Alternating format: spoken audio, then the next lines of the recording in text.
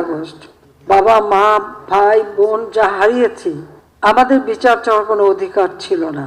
কিন্তু আওয়ামী লীগ যখন সরকারে এসেছে তখনই এই বাংলাদেশের উন্নতি হয়েছে। কোটা আন্দোলন হয়েছিল 2018-তে, আমরা এটা মেনে নিয়ে বাতিল করে দিয়েছিলাম কোটা পদ্ধতি। পুরা জুন মাস চলে গেল। জুলাই মাসের 7 তারিখ থেকে হঠাৎ দেখি আবার কোটার জন্য আন্দোলন, যখন কোটা পদ্ধতি নাই আর আন্দোলন না, সেখানে দেখা গেল ঝাঁকে ঝাঁকে সব জড়ো হয়ে যাচ্ছে।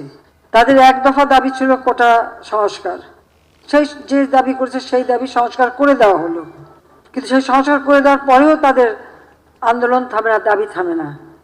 আন্দোলন কোটা আন্দোলন করছে এক জায়গায়, কিন্তু চারিদিক থেকে ঢাকার সেখানে সেই জঙ্গি ঝুঁকে একদিকে হত্যাকাণ্ড চালানো, অপরদিকে যে সমস্ত প্রতিষ্ঠানগুলি মানুষের সেবা দেয়, যেমন দুর্যোগ মোকাবেলায়, সেখানে অগ্নিসংযোগ, বাংলাদেশ টেলিভিশন সেখানে অগ্নিসংযোগ, সেই সেতু ভবনে অগ্নিসংযোগ, ডাটা সেন্টার, বিটিআরসি ভবন যেখান থেকে পুরো ডিজিটাল সিস্টেমটা সারা বাংলাদেশে পরিচালনা করা হয়, স্যাটেলাইট থেকে যেখানে সমস্ত কিছু নিয়ন্ত্রণ করা হয়, সেটাকে আগুন দেওয়া হলো। তার সাথে আসলো মেট্রো রেল, অত্যন্ত আধুনিক মেট্রো রেল, দুইটা স্টেশন পুড়িয়ে দিল। এক্সপ্রেসওয়ে 2010 থেকে প্ল্যান করে সেটা টোল প্লাজা ভেঙে নষ্ট করে দেওয়া হলো যাতে চলতে না পারে। আগুনে পড়া হানি ফ্লাইওভার, সেটাও টোল প্লাজা পোড়ানো, সেটারও ধ্বংস। অর্থাৎ আপনারা একটা জিনিস লক্ষ্য করেন যে ঠিক মানুষের সেবা দেওয়ার জন্য যে কাজগুলি, সেই জায়গাগুলিতেই কিন্তু আঘাতটা হানা হয়েছে। সিটি কর্পোরেশনের ময়লা ফেলার যে গাড়িগুলি, সেগুলি পুড়িয়ে দেওয়া হলো। আজকে কত মানুষের জীবন গেছে। আর সেই সাথে সাথে পুলিশ হত্যা করে, শুধু হত্যা না, কীরকম বিভৎস দৃশ্য আপনারা দেখেন যে হত্যা করে তাকে ঝুলিয়ে রাখা হলো, পা বেঁধে উপর দিকে মাথা নিচু করে, পুলিশের উপরে আক্রমণ, কত গাড়ি পুড়িয়ে দেওয়া হয়েছে। র্যাবের গাড়ি চালাচ্ছে তাকে যেভাবে মারা, বাড়ি বাড়ি ঢুকে ঢুকে কোথায় পুলিশ আছে পুলিশকে মারতে হবে, আর আওয়ামী লীগ কোথায় থাকে তাকে মারো। মসজিদে ঢুকে মসজিদের মাইক ব্যবহার করে মিথ্যা অপবাদ দিয়ে মানুষ ডেকে নিয়ে এসে তারপরে এই নারকীয় কাণ্ড চালানো হয়েছে।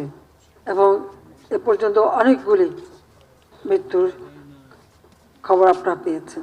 বাংলাদেশে আসার পর থেকে আর 75-এর পর থেকে তো আমরা শুধু লাশের মিছিলই পাচ্ছি, দেখছি।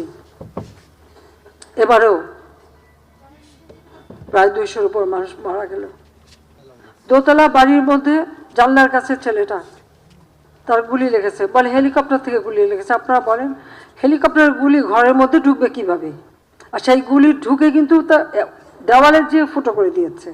সেখানে তদন্তের জন্য লোক গেছে, তারা দেখে তাহলে সেখানে হেলিকপ্টার দিয়ে গুলি করলো কিভাবে? যখন পুলিশ আটকা পড়লে, যখন বিটিভিতে এখানে আগুন দিচ্ছে একটার পর একটা, আমরা হেলিকপ্টার থেকে সেখানে পানি দিয়ে আগুন নেভাবার চেষ্টা করছি, কারণ ফায়ার ব্রিগেড যেতে পারে না। আমার সব থেকে আধুনিক ফায়ার ব্রিগেডের যে গাড়িগুলি সব পুড়িয়ে দিয়েছে, মানুষগুলিকে মেরে তাড়িয়ে দিয়েছে। তখন বাধ্য হয়ে হেলিকপ্টার থেকে আমরা পানি দিয়ে সে আগুন নেভাতে চেষ্টা করলাম। সেই সময় আবার অনেক জায়গায় পুলিশ আটকা পড়লো, তার নিচে আগুন দিয়ে দিয়েছে, পুলিশ উপরে ছাদে বসে আছে, খবর দিল, আমরা হেলিকপ্টার দিয়ে তাদের উদ্ধার করলাম। শুধু পুলিশ কেন, অনেক জায়গায় বিভিন্ন বিল্ডিংয়ে যে সমস্ত কর্মকর্তারা আটকা পড়েছে, আমরা হেলিকপ্টার দিয়ে দিয়ে তাদেরকে উদ্ধার করেছি। একটা জিনিস গেলে আবার গড়ে তোলা যায়, কিন্তু একটা জীবন গেলে, প্রাণ গেলে তো আর ফিরে পাওয়া যায় না।